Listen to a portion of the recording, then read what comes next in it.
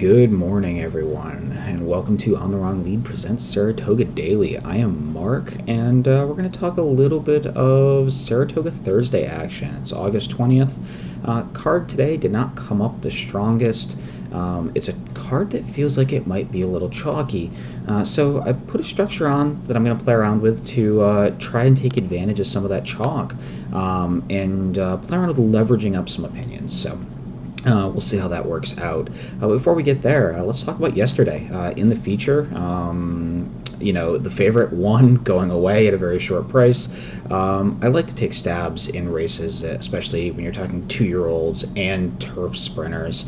Those are good spots to take shots at. I was dead wrong, could have singled there, and then we didn't actually get our pick 3 home because we got Rosario in the last leg. So it happens sometimes. Obviously it's very hard for me. I try to put these out and try to put out sequences that I like and I can be educational about, and also give people a chance of making a nice score on, and sometimes I'm picking sequences that aren't the ones I love the most, which is probably what happened yesterday, and a little frustrated that that I didn't get one of the 2 that I liked. Some real suspect rides in the late, not implying suspect in the case that something nefarious happened, just in sort of the jocks you expect to read pace a little better than they did, and they didn't, and some weird positioning of horses. But let's start here in the 5th. And I'm using this 5, 6, 7 sequence. And the reason I'm using it is I feel, well, first thing, I guess let's go back to yesterday. I think yesterday the turf and the dirt played very consistently, and they played very fair. So I'm looking at races today and seeing horses that I don't see where there's some weird pace setups or weird trips likely. So I think the favorites are probably pretty good. So I want to leverage up this 5, 6, 7 sequence because I think you can almost single each of these 3 races. So in the 5th, we have a claiming 20. We have the 6 horse here, Leave You With a Smile. Danny Gargan won at this level already once on the meet. Junior isn't here, and I don't know why, but Saez gets up, which to me is a an equivalency kind of thing. Horse ran really, really well, first at every call, and I didn't think that day was crazy speed favoring.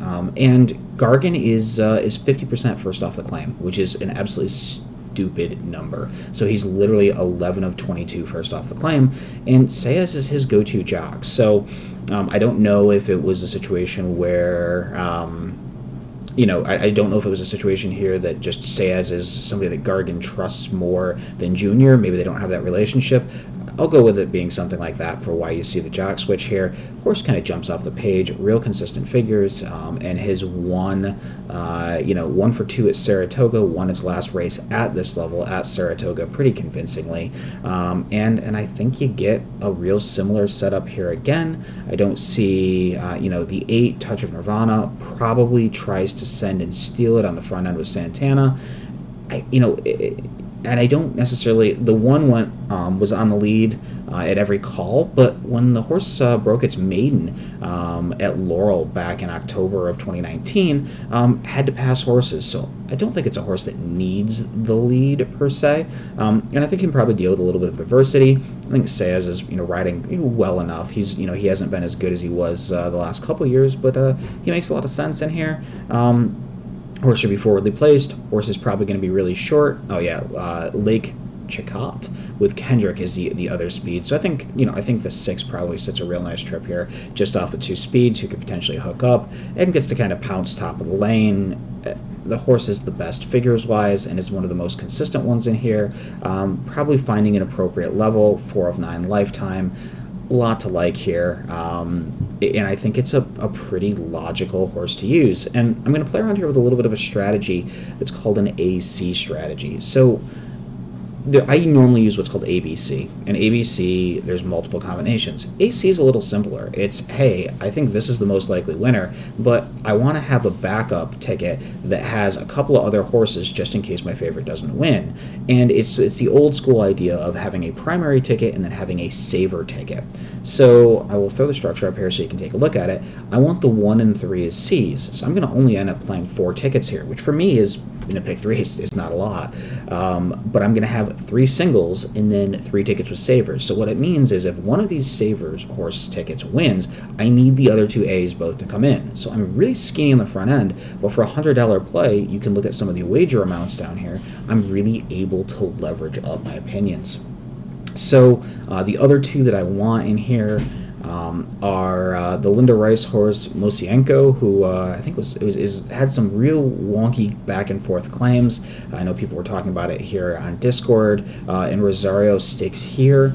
The other horse I was a little interested in was the Rudy Entry Customer Experience. I think they're both horses that, Customer Experience specifically, first off the claim, Rudy does well there, could take a step forward, but, I don't know if coming out of the Safi barn is something where you take a step forward from. Normally that doesn't happen. And, the other one here, Masenko, again, is coming out of the Falcone barn. Maybe Linda does move this horse up a little bit. Wouldn't surprise me, but I don't think you're going to anywhere near that 5-1, as it's kind of it's trainer-owner horse as well, which I always like to see. But in finding a level, I don't know if the cutback gets it done for this one. Maybe. I would think that's probably my most likely second choice, but I like the structure I have on here. So flipping forward into the 6th race, I think this one is, again, a race that's probably pretty logical. I was talking with Chase last night, and there's a high chance of being chatterpalled today.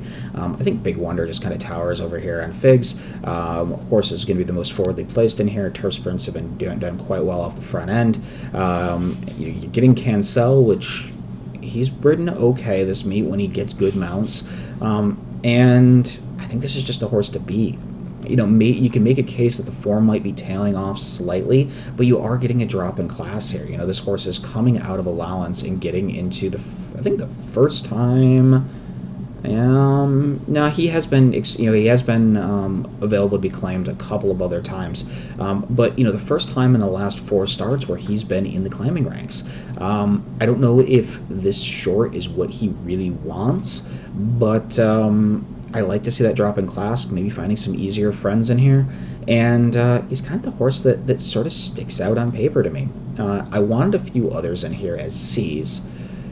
One would be Go Rudy Go, horse that, again, is taking a drop in class. Hopefully finding a little easier company for Junior here. Junior stays put when he could have had other options here. They put the horse on turf, broke its maiden. And I think that was the intent originally. You can see the first start of the horse's career was on turf, so they probably thought this was a turf runner to begin with, and then we're fishing around trying to find the appropriate surface, you're seeing the drop in class off the maiden. So you have maiden score, and how this works. Okay, jumped up. You can see the Figs jumped up, had a nice maiden score. It had maiden 40. They took a shot, said, no, maybe this horse really likes turf and is improving, so we're going to try a little harder company, and completely collapsed. So now you're coming down to that appropriate level in this 40,000. The other horse in here that I really liked was, where's the 3? There we go. Red Mule. Rob Ultras has obviously been very, very good at this year, and he's quite good at sort of playing around this claiming game. Santana gets up, and I think Santana up was the reason this horse is being used as limited as it is. Santana is just not somebody I like on turf horses. And the horse does have a little bit of dirtied up form, though, a little with this that lost out Laurel race that was taken off, where the figure doesn't come back so well. I think the horse makes some sense, but again, I still think Big Wonder should win this fairly easily. And the other horse I wanted a little bit of was Jack of Clubs. Nevin horse with Johnny V getting up. Nevin out of the Kelsey Danner barn.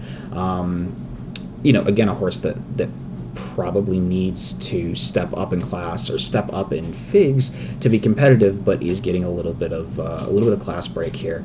And this is again one of those New Manor Stud Farm owned horses, and so obviously this was a lateral move for them. It wasn't claimed for a trainer move. So yeah, I think those will all be my C's. And let's hop into the tail of the cat. I think for me this race begins and ends with your feelings on T Loves the Fight. He's been around forever, has had 11 for 41 lifetime. Loves to win. Sayas has been quite good on him historically. He almost got it done in the Morrissey. And if you look at that big freak out of a figure, you can see he was sort of running in those mid 70s and took a real step forward. There's nobody as classy in this race as somebody like Funny Guy in the Morrissey. So I really like him here. I think he makes a lot of sense. And I think he's, again, my lone A in here. The other two that I wanted as A's were, the real logical Stan the Man.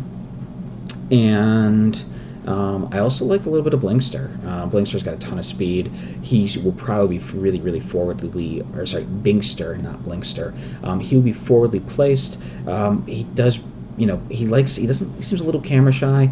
And at Saratoga, he's gotten 3 seconds, so he tends to be one of those horses that sort of clunks up underneath.